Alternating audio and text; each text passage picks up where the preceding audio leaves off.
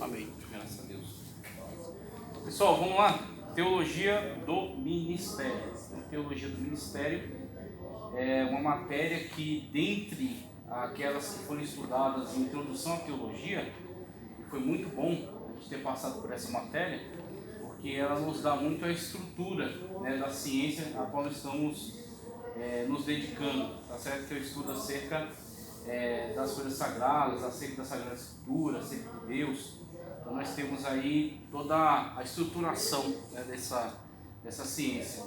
E nela nós vimos, dentre as áreas, tá certo, da teologia disciplinar, as suas subdivisões, nós vimos aí uma área denominada teologia prática, tá?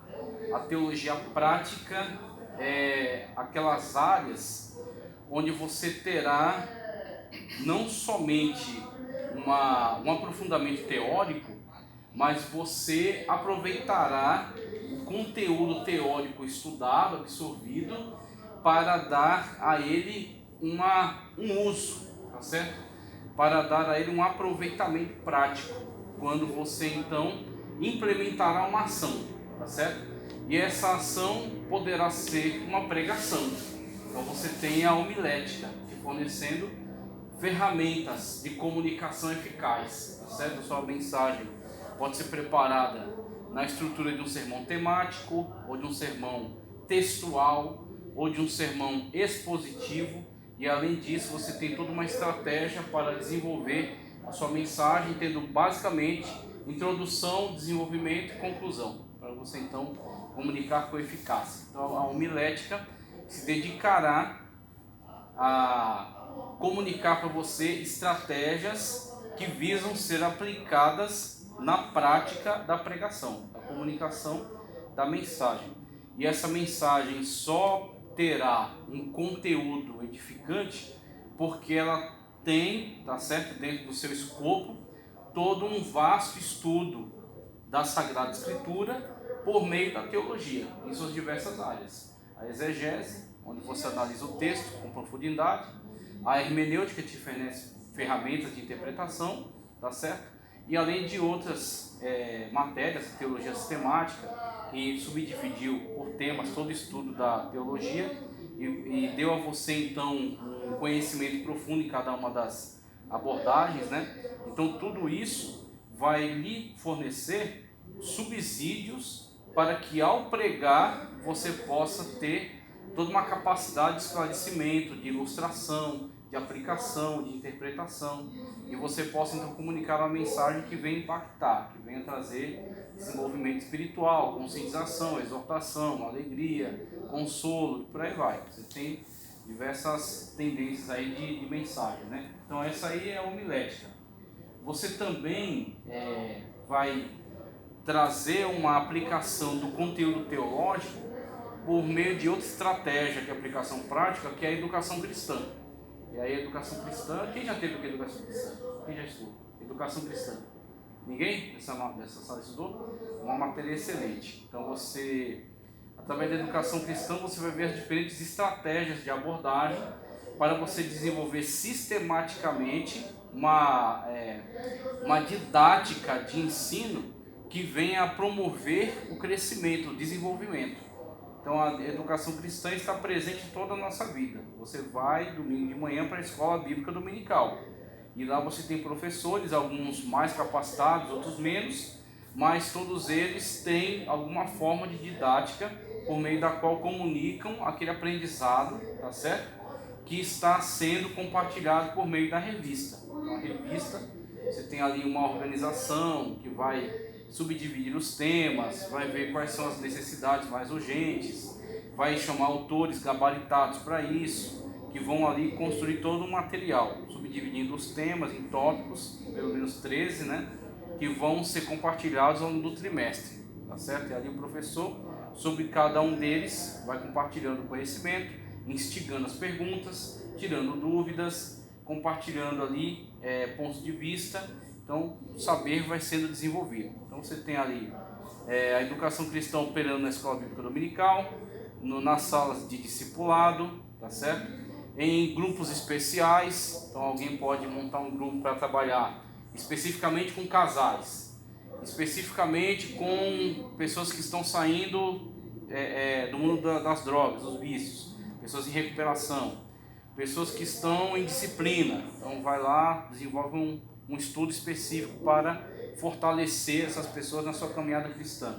Então você tem diversas estratégias, além, é claro, da teologia. A teologia, com toda a sua vasta pesquisa em relação a diversas áreas do saber e o aproveitamento delas para o entendimento da Sagrada Escritura.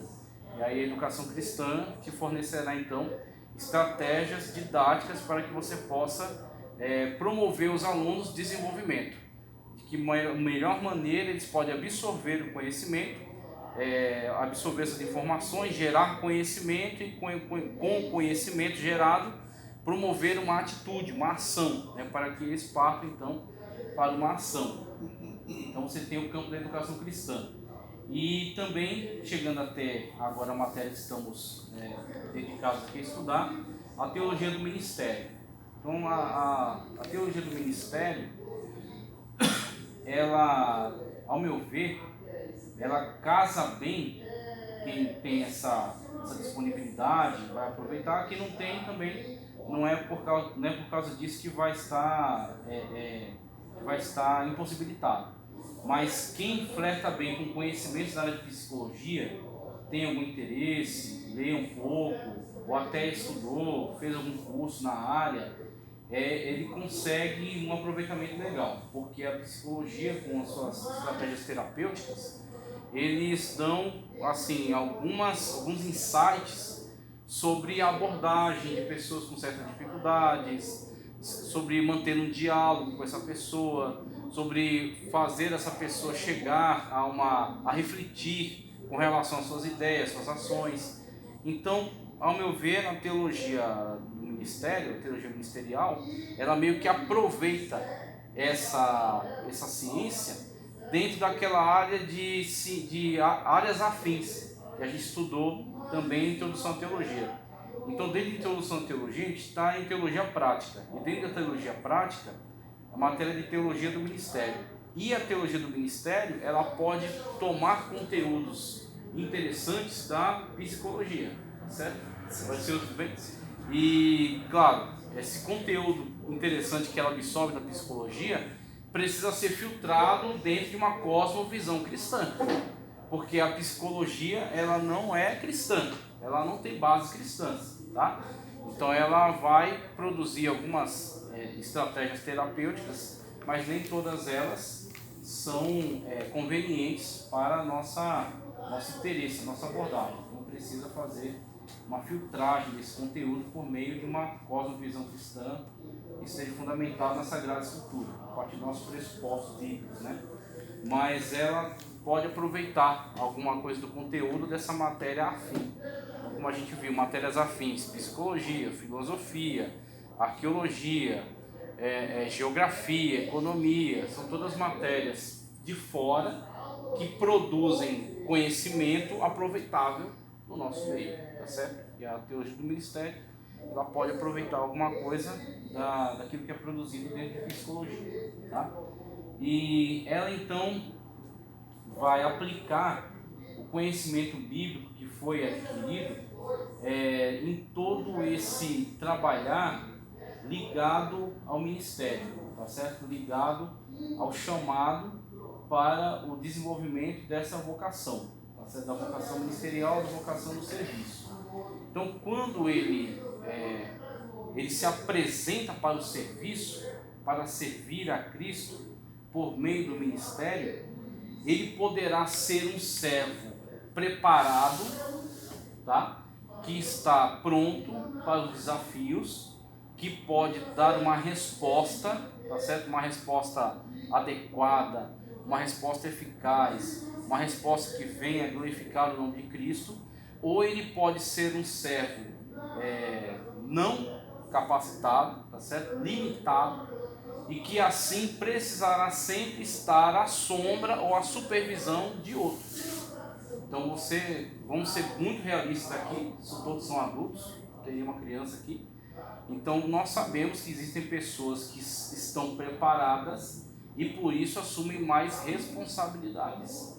A questão que a gente olha e vê ela como puramente hierárquica, e muitas das vezes até somos levados à confusão, a equívocos, pensando que existem pessoas melhores do que outras, intrinsecamente melhores. Fulano, ele está presidindo porque ele é melhor do que ciclano. Ninguém é intrinsecamente melhor do que o outro. Todas as pessoas custaram o mesmo preço. Todos foram comprados pelo sangue de Cristo. Então, diante de Cristo, e aí eu não estou falando diante da sociedade, porque a sociedade, de fato, ela qualifica. Esse aqui é melhor que aquele, porque esse tem mais formação, tem mais dinheiro, tem mais desenvoltura, é mais bonito, numa estética padrão, aceita, né, da sociedade. Então, assim, tirando tudo isso, olhando para dentro, olhando para Cristo, todos foram comprados pelo mesmo preço. Só que nem todos oferecem as mesmas coisas. Então tem pessoas que estão aqui envolvidas com o ministério e estão totalmente dedicadas, estão totalmente empenhadas, tá certo? Estão comprometidas com o que estão fazendo e querem entregar o melhor. Então, sobre tais pessoas virão mais responsabilidades. Por quê? Ela está pronta para assumir tais responsabilidades num nível elevado, tá certo? E ela de fato consegue entregar aquilo que promete, ela consegue de fato realizar importantes tarefas, importantes ações num nível de complexidade maior, enquanto que outros são mais limitados. E aí existem N fatores. Existem desde fatores congênitos, pessoas que têm de fato uma capacidade intelectual mais limitada e por isso não conseguem absorver conhecimentos e informações complexas, tá certo? Então o que acontece? Essa pessoa será descartada em hipótese alguma. Em hipótese alguma. Essa que é a beleza da Igreja do Senhor e Salvador Jesus Cristo. Ela não descarta.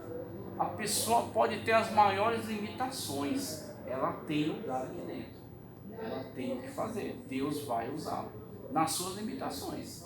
Enquanto que o outro é um gênio, tá certo? E o Senhor tem uma capacidade cognitiva, intelectual absurda, tá certo? Absorve informações, se torna um grande erudito, um especialista em línguas antigas, um apologista e tudo mais, maravilhoso, ótimo, extraordinário, será usado por Deus se ele assim se dispor. O outro talvez não tenha essa capacidade de desenvolvimento, mas ele tem lugar sim para trabalhar, e ele vai trabalhar dentro das suas limitações, com aquilo que ele pode entregar. Por isso que os talentos não são os mesmos, por isso que uns têm mais e outros têm menos, mas todos têm talentos e devem empregá-los no trabalhar da obra de Deus, tá certo? E é isso que a gente vai ver como algumas pessoas que muitas das vezes têm grandes possibilidades, grande expectativa, elas precisam ser lapidadas, elas precisam ser trabalhadas, precisam ser capacitadas, para que seus talentos não sejam desperdiçados, para que a sua capacidade de desenvoltura, o seu potencial, aquilo que é um potencial. Você vê, por exemplo, uma pessoa, vamos pegar um exemplo de escolinha de futebol. Tá, tem lá várias pessoas fazendo a peneira, tá? Você vai ter diferentes níveis de habilidades. Então, é uma habilidade psicomotora, tá certo? Uns têm uma habilidade extraordinária, natural, tá certo? E outros são limitados, não tem toda aquela habilidade. Todos eles podem e devem aprender os fundamentos. Muitas das vezes uma pessoa que não tem tanto um talento natural, devido ela ter uma aplicação muito grande nos fundamentos, ele se torna uma peça útil. Outro tem um talento natural e também se dedica nos fundamentos. Extraordinário. Será mais útil ainda, porque além da dedicação que ele tem nos fundamentos do futebol, porque o futebol não é uma bagunça, tem fundamentos, tem que posição você joga, como se comporta um lateral, como se comporta um volante, como se comporta um zagueiro. Tem todos os fundamentos. Então, um não tem todo aquele talento natural, mas é dedicado. Cumpre os fundamentos. Então, ele entrega aquilo que é esperado dele. Pode ser, irmãos. Pode ser, tudo bem? Bom, pode ser, menino, tudo bom? Outro, além de cumprir os fundamentos, ele tem uma capacidade natural que desequilibra. Ele surpreende devido à habilidade que ele tem, toda aquela desenvoltura, aquela ousadia, aquela capacidade que ele tem de domínio, e aquela versatilidade que ele tem de promover jogadas diferentes. Então ele vai desequilibrar a balança. Só que existe um outro lado da moeda, aquele que tem um talento natural, mas não se dedica nos fundamentos. Senhor, tudo bem? Então em alguns momentos ele vai brilhar. Por quê? Porque ele tem um talento natural. E ele é ousado, é criativo. Só que devido à sua falta de dedicação dos fundamentos, ele vai falhar em muitos outros. E muitas das vezes o seu aproveitamento geral será menor, tá certo? Do que aquele que mesmo sem o talento natural está atento aos fundamentos. Então você tem algumas classes de pessoas aqui. E aí, na situação que eu quero, no exemplo que eu estou trazendo, acontece algo semelhante também no nosso meio. Tem pessoas que têm grande habilidade de oratória. Ele tem características pessoais que o fazem ter uma desenvoltura maior dentro daquelas características, por exemplo, de você ser colérico, fleumático, melancólico, sanguíneo. Tá? Um colérico tem muita ação, mas falta de paciência. Um sanguíneo tem muita comunicação, só que por outro lado também tem muito desordem, caos, ele é muito expansivo. Um melancólico tem muita reflexão, só que às vezes muita estagnação também. Um fleumático é uma pessoa muito diplomática, que sabe conciliar muitas das vezes os lados muito diferentes, mas por outro lado lhe falta às vezes uma tomada de posição, porque ele evita sempre o confronto. Então cada um desses terá qualidades e defeitos. E aí se as suas qualidades vão ser bem aproveitadas, quem vai dizer isso é ele. Se ele vai se aplicar nos fundamentos, se ele vai respeitar os fundamentos e assim poder entregar o seu melhor dentro da área na qual estiver envolvido. Mesmo sendo, o cara é colérico, quer dizer, é um cara muito corajoso, só que também é um cara muito explosivo. Então ele sabe qual é o meu ponto fraco e qual é o meu ponto forte. Meu ponto fraco é, num conflito eu já quero logo chutar as cadeiras e já partir para cima. Então eu preciso evitar esse ponto de quebra, né? Esse ponto em que eu vou explodir. Eu tenho que dar uma volta, tenho que respirar, tomar uma água, não vou responder de cara, vou primeiro esfriar a cabeça e depois eu respondo. Pronto. O melancólico já sabe, penso muito, reflito muito, mas eu preciso sair da teoria e entrar na ação. Preciso cuidar para que eu não fique só tendo ideias e não as realizando. Então, cada um sabe seu ponto forte e seu ponto fraco. E na teologia do ministério, você recebe subsídios bíblicos para que você possa, absorvendo isso, dar o melhor aproveitamento possível dentro das suas características. Tá certo? Dentro daquilo que você se conhece. Você sabe, eu tenho muita capacidade de oratória, eu prego bem, só que eu falho em não cumprir prazos. Alguém me pede, vamos lá, vamos desenvolver um projeto aqui na igreja, a gente vai fazer tal trabalho e tal, precisa fazer isso e aquilo. E aí muitas das vezes você, numa pregação ou dentro desse projeto, a apresentação do projeto, você vai se dar muito bem na fala, na comunicação, mas por outro lado você vai decepcionar enquanto comprometimento com prazos, comprometimento com agendas. Então você sabe, meu ponto fraco é esse aqui, eu preciso me atentar a isso. Eu preciso grudar junto de alguém que é bom nisso, para que eu possa absorver dele um pouco para corrigir o meu ponto fraco. E talvez nessa troca eu lhe forneça estratégias que são fortes para mim e que vão ajudar ele. Então, numa situação dessa, você tem diversos trabalhadores, operadores dentro do ministério que podem compartilhar pontos fortes e se ajudar nos seus pontos fracos, tá certo? E isso pode ser vivenciado, pode ser realizado dentro de um ambiente no qual nós temos cooperação, pessoas cooperativas, porque todos nós somos cooperadores de Cristo Jesus, dentro dos meios nos quais nós estamos trabalhando, seja uma função extremamente complexa ou seja uma função extremamente simples.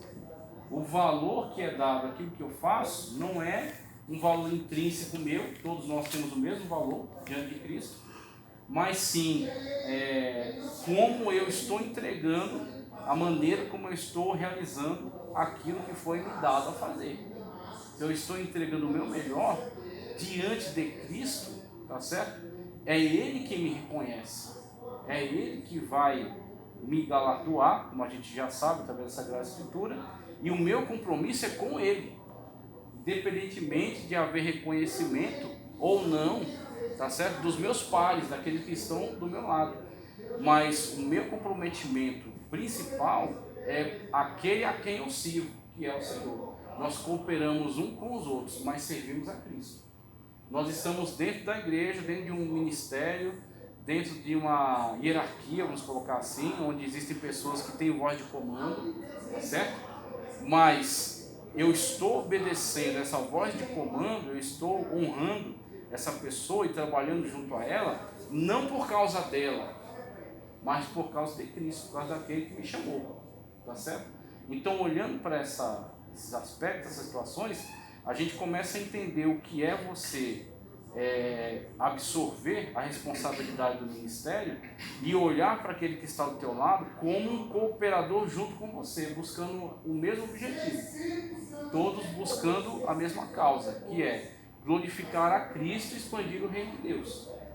Se nós nos engajarmos todos no mesmo propósito, em vez de ficarmos disputando um com o outro, não se eu sou melhor do que fulano, se fulano é melhor do que ciclano vai ter mais destaque, se outro... Toda vez que a gente parte para esse lado, a gente fragmenta. Porque isso aqui vira disputa. Aí vai disputa de ego, disputa de autoritarismo, tá certo? Disputa de exibicionismo. Então toda vez que nós permitimos que esse tipo de espírito entre, como Cristo remediou desde cedo, os discípulos andando com Cristo, fazendo a obra de Deus, surge o questionamento: quem é o maior? E aí Jesus trata de resolver a questão de início. Ele pega uma criança e põe no meio deles. E diz que ele se tornar como essa criança não pode entrar no reino de Deus. E aí quando Cristo propõe essa provocação, isso é uma provocação. Certo? Claro que ali existem certos aspectos hiperbólicos. Existe uma hipérbole nisso. Existe um exagero. Tá? E qual é o exagero? É demonstrar para eles que existem certas características que estão presentes ali naquela singela criança. Claro que a criança não tem capacidade de comando, a criança não tem capacidade de delegar, a criança não resolve problemas complexos, a criança não assume responsabilidades, e tudo isso é sabido. Cristo sabia disso tudo perfeitamente, muito bem. Só que existe algo nela que é perdido quando o ministério ele é destruído por disputas de ego. Existe algo que está na criança e que é perdido por eles, logo que a disputa começa, logo que esse clima se instaura, que é essa simplicidade da criança, tá certo? Essa simplicidade, essa abertura para relacionamentos, essa abertura, essa facilidade de absorção. Quando uma criança recebe um conselho, ela acata esse conselho. Quando uma criança tem necessidade, ela busca ajuda. Quando a criança tem algum aperto, ela busca amparo. Essa facilidade. Quanto mais o ego cresce, fica enorme, gigante, menos a pessoa busca auxílio, recebe conselho, recebe orientação. Ela acha que ela é autossuficiente, porque ela tem 300 anos de ministério, porque ela tem curso de teologia, né, que enche prateleiras, porque ela é isso, porque ela é aquilo, porque ela é aquilo outro. e aí ela fica estagnada, ela vira uma pedra, tá certo? Ali ela congela naquele defeito e dali ela não sai. Por quê? Porque ela se torna uma ilha, ela não se comunica, não se conecta com ninguém mais. Ela simplesmente sabe dar ordens e nunca recebe um feedback, uma opinião, tá certo? Não encara isso com naturalidade, já toma logo como ofensa. Então tudo isso, quando se instaura, isso é a destruição do ministério. Aí acaba a cooperatividade, tá certo? Quando pessoas estão lado a lado buscando um só propósito, que é, aliás, o principal sentido de igreja é esse, da eclesia, dos tirados para fora, do contexto da polis, em que na prática da democracia, os cidadãos gregos livres, homens, eles se reuniam na ágora, na praça da cidade, para deliberar com relação a alguma decisão importante que afetaria toda a cidade, e eles democraticamente votam. Aí é apresentado certas propostas: vamos à guerra, não vamos à guerra, vamos cortar comércio ou manter com essa cidade, vamos fazer isso, aquilo. Então são apresentadas as propostas e eles votam democraticamente por uma solução em conjunto. Pronto, quando eles estão ali reunidos no mesmo propósito, para trazer solução a determinada questão, eles são uma assembleia, eles são uma eclesia. Assim também a igreja, que toma de empréstimo esse nome para si, eclesia. Ela é uma eclesia enquanto ela está mobilizada no mesmo propósito. Quando cada um começa a buscar os seus próprios propósitos individuais, não, eu quero estar aqui porque aqui é um meio pelo qual me promovo. Eu faço uso do microfone, faço uso do púlpito, eu mostro minha sabedoria, minha habilidade oratória, todo o meu desenvolvimento, meu domínio de palco e tudo mais. Pronto, quando você assim o faz, você não está mais se apresentando como servo de Deus. Você está tentando usar Deus para os seus próprios propósitos, para os seus próprios interesses. Quando você se aproxima de determinada pessoa, porque entende que ela vai proporcionar a você ascensão. Ela está participando de certos meios, ela tem posição de liderança, então você se aproxima dela para se aproveitar disso. Aí bajula, e aí põe fotos não sei aonde, e aí é só elogios, nunca tem uma crítica sincera. Por quê? Porque você quer que ela promova você a determinada situação. Pronto, quando você assim o faz, você não está mais motivado em servir para a glória de Deus, mas você está buscando propósitos e interesses particulares. E isso tem levado igrejas à destruição. Igrejas têm fracassado porque as pessoas que a integram, muitas das vezes ali estão buscando apenas propósitos pessoais. Estão apenas usando aquele lugar para se promover, ou para obter dele algum tipo de ganho, algum tipo de lucro. A teologia do ministério, ela vem remediar. Pode falar. Eu tenho uma dúvida, professor. Atualmente a gente está tendo algumas crises, a gente vê algumas crises em algumas igrejas.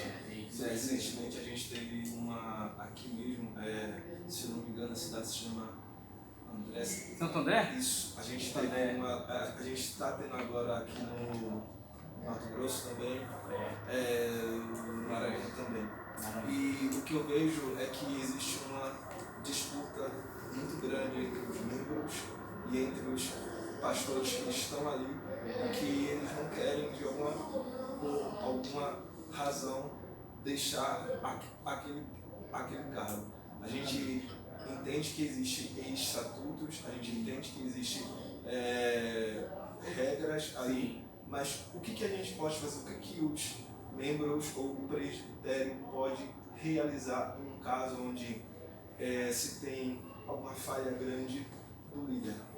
O que acontece é o seguinte: o que a gente está fazendo aqui, por exemplo, de base, já desenvolveu uma cultura desde cedo que não valorize esse tipo de iniciativa, tá certo? Onde determinado grupo quer se estabelecer no poder e se tornar intocável, tá certo? Então a gente, de base, já está tentando desenvolver essa cultura na qual uma igreja, em relação à sua liderança, obedecendo também essa questão estatutária, ela não vai buscar subterfúgios, não vai buscar atalhos, como na Associação de Santo André foi isso.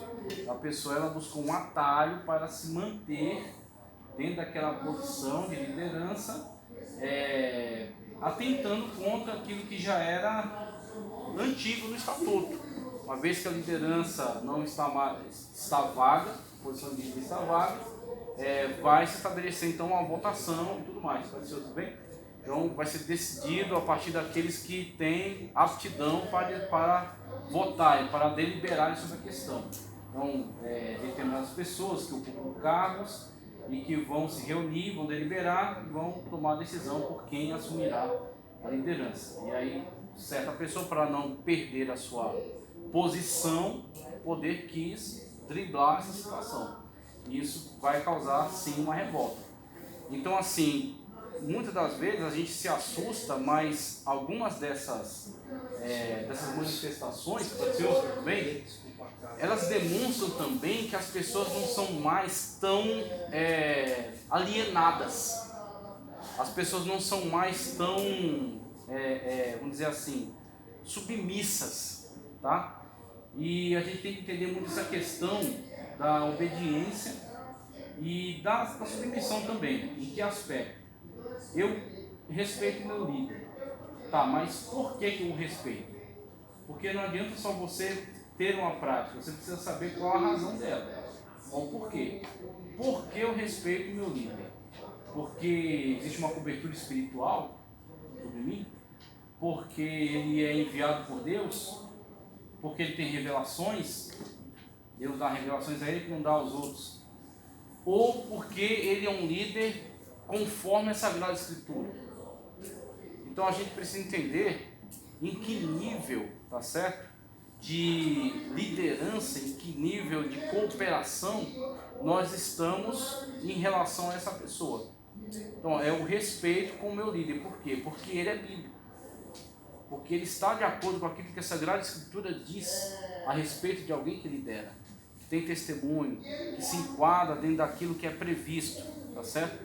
Então, enquanto ele é obediente a esses ditames da Sagrada Escritura, ele tem condições de me liderar. Eu o respeito como meu líder. Mas se ele foge disso, se ele escapa disso, automaticamente ele não tem condições de exercer essa liderança. Então isso precisará ser modificado, precisará ser alterado. E é quando as pessoas elas começam a não aceitar mais certas imposições, isso causa escândalo. Como a gente tem visto, é feio mesmo, causa uma agitação negativa em torno da igreja, causa uma comoção por parte daqueles que estão de fora. Mas em muitos casos, o que nós temos visto, na verdade, são pessoas que não são mais alienadas. Elas sabem o que está acontecendo e elas não aceitam. Elas falam, não foi